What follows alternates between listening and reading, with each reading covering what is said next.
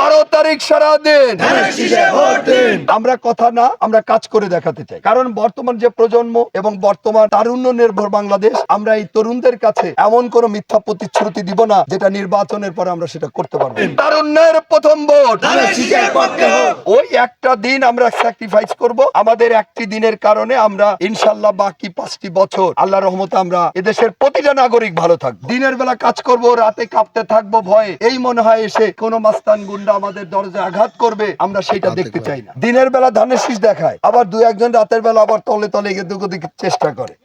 এইগুলা কোনো কাম হবে? আমরা তাহাজ্জুদের নামাজ অথবা আমরা যে যে ধর্মে বিশ্বাস করি প্রার্থনার কাজ শেষ করে আমরা 7 সকালে লাইনে দাঁড়িয়ে আমরা আমাদের প্রাণের প্রতীক, প্রিয় প্রতীক, আমরা ধানের শীষের সমর্থন দিয়ে আগামী 5 বছরের জন্য আমাদের এই প্রিয় দলকে আমরা যদি রাষ্ট্র পরিচালনার দায়িত্ব দিতে পারি। দর্শক, আমরা আজকে জনাব হারুন আর রশিদ সাহেবের কথা শুনবো। তার নির্বাচনী প্রচারণামূলক কাজ চলতেছে, তারই ধারাবাহিকতায় সে এসেছে। শুনবো তার কথা, চলুন তার মুখ থেকে শুনি তার ইশতেহার সূচক কথাবার্তাগুলো। সম্মানিত উপস্থিতি, আসসালামু আলাইকুম। আমাদের অনেক দাদারা এসেছেন, অনেক দিদিরা এসেছেন। আমাদের এই যে ওয়ার্ড, আমি যতটুকু শুনেছি যে 2600 ভোটের ভিতরে 1500ই আমাদের দাদা দিদিরা, তাদের সবাইকে আদাব। সম্মানিত উপস্থিতি, সম্মানিত নেতৃবৃন্দ, আজকে কলিমার ইউনিয়ন বিএনপি 5 নম্বর ওয়ার্ড কর্তৃক আয়োজিত আজকের এই নির্বাচনী পথসভায় সভাপতি উপস্থিত আমাদের ধানের শীষের পাগল। আমরা এই যে আমাদের প্রাণের প্রতীক ধানের শীষ, এই ধানের শীষের সমস্ত আমাদের যে আমরা জিয়া প্রেমী এবং আমরা এই ধানের শীষের পাগল সবাই আজকে আমরা একত্রিত হয়েছি আমাদের প্রাণের প্রতীক ধানের শীষের জন্য। আমাদের প্রধান অতিথি আমাদের যেহেতু কামরুল সাহেব আসার আগেই আমার বড় ভাই রাজা ভাই উনি প্রধান অতিথি, উনি বলেছেন সমস্ত কিন্তু ব্যাখ্যা দিয়েছেন বর্তমান প্রেক্ষাপটে। এই ধানের শীষকে নিয়ে কারা এখনো চক্রান্ত করে, কারা দিনের বেলা ধানের শীষের এই মানে এত বড় যে আপনার জনপ্রিয়তা, এইটা না থাকলে তো আবার কেউ নেতাগিরি দেখাইতে পারে না। এই জন্য দিনের বেলা ধানের শীষ দেখায়, আবার দু একজন রাতের বেলা আবার তলে তলে গিয়ে দুদিকে চেষ্টা করে। এইগুলা কোনো কাম হবে? আমরা ততক্ষণই নেতা মানি একজনকে যতক্ষণ কেউ আমাদের ধানের শীষের পক্ষে কথা বলে। ধানের শীষের বিপক্ষে কথা বললে কোনো নেতা মানার সময় আছে? আমরা ওই নেতৃত্ব আমরা মানি না। আমরা কোনো মারামারিও করতে চাই না। আমাদের কথা হলো যে বিএনপি সবসময় আইনের প্রতি শ্রদ্ধাশীল, আমরা আইনকে সর্বোচ্চ সম্মান করি। আমাদের কথা হলো যে কোনো কিছু কিন্তু নিজের হাতে তুলে নেওয়া যাবে না। দেশের প্রচলিত আইন আছে।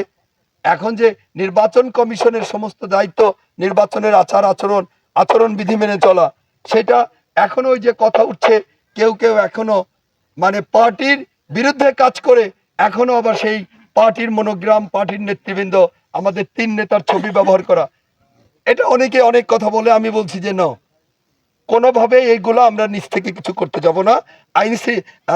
এখন জেলা রিটার্নিং কর্মকর্তা আছে, তারা তাদের টিম আছে, তারা যেটা ভালো মনে করবে সেটা করবে। আমরা আগ বাড়িয়ে কারোর পায়ে পাড়া দিয়ে ঝগড়া করতে যাব না।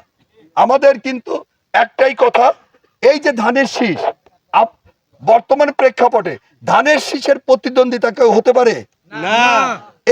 এই জনপ্রিয়তা বা এই ক্ষমতা আমাদের এই অঞ্চলে আছে? আপনি একজন ব্যক্তি কত জনপ্রিয়তা আপনার হতে পারে? আপনি ধানের শীষের চেয়ে শক্তিশালী আপনি না।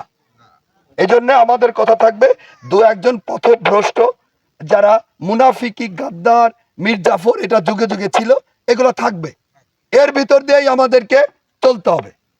আমরা শুধু সতর্ক থাকব যে আমরা যেন কোনো মিথ্যা প্রলোভন, আমরা ছোটখাটো কোনো সুবিধা নিয়ে আমরা যেন এই ধানের শীষের মর্যাদা নষ্ট না করি।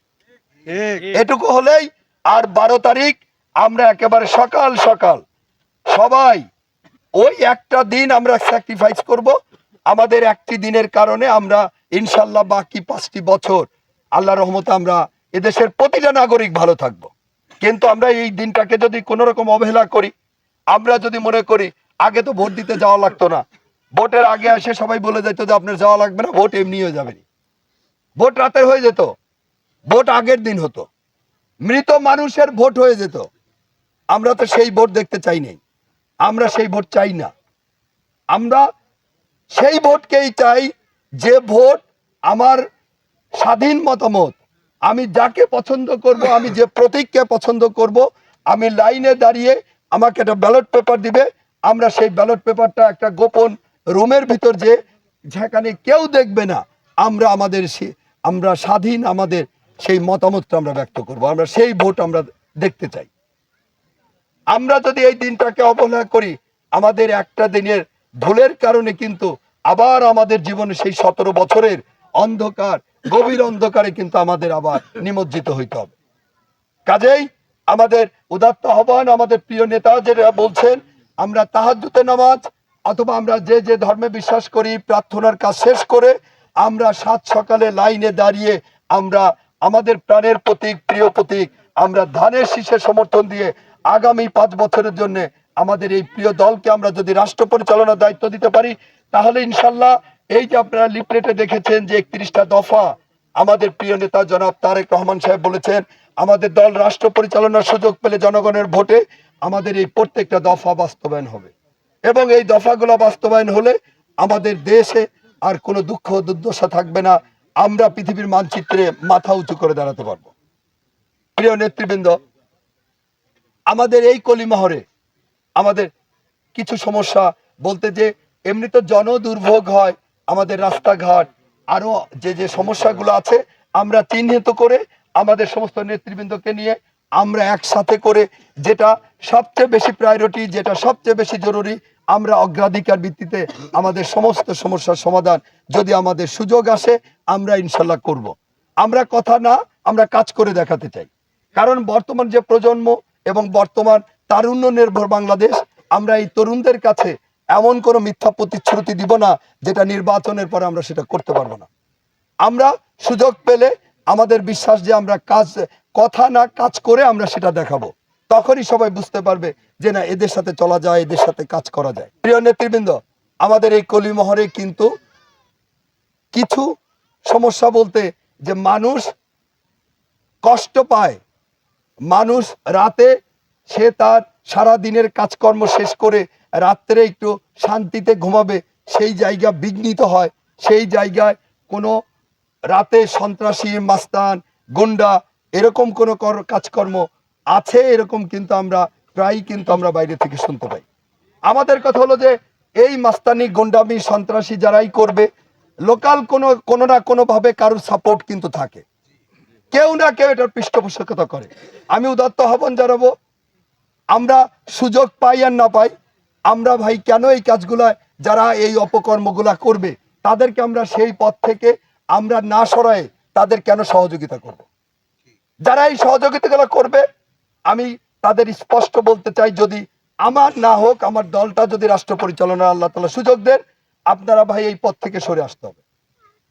এই মাস্তান গুন্ডার সহযোগিতা যারা করবে তারাও কিন্তু বিপদে পড়বে, আর মাস্তান গুন্ডা তো বিপদে পড়বেই। তাদেরকে ভাই সোজা লাইনে আসতে হবে, সত্যের পথে আসতে হবে, খারাপ কাজের সাথে থাকা যাবে না। আপনি মানুষ তো, চলার পথে আমাদের ভুল ত্রুটি হতে পারে, কিন্তু আমি ভালো হতে পারবো না এটাও তো ঠিক না, আমাকে ভালো হইতে হবে। মানুষ কোনটা করলে মানুষ অ্যাপ্রিসিয়েট করে, মানুষ ভালো বলে, সেই কাজটাই আমাদের করতে হবে। আমরা রাত্রে আমাদের ঘরের দরজা খোলা রেখে আমরা ঘুমাতে চাই, আমরা ঘরের দরজা বন্ধ করে সারা রাত দিনের বেলা কাজ করব, রাতে কাঁপতে থাকবো ভয়ে, এই মনে হয় এসে কোনো মাস্তান গুন্ডা আমাদের দরজায় আঘাত করবে, আমরা সেই রাত আমরা সেটা দেখতে চাই না। প্রিয় নেতৃবৃন্দ, আমাদের এখানে না, ওভারঅল সব জায়গায় যুব সমাজটা ধ্বংস হয়ে যাচ্ছে কিন্তু মাদকের কারণে।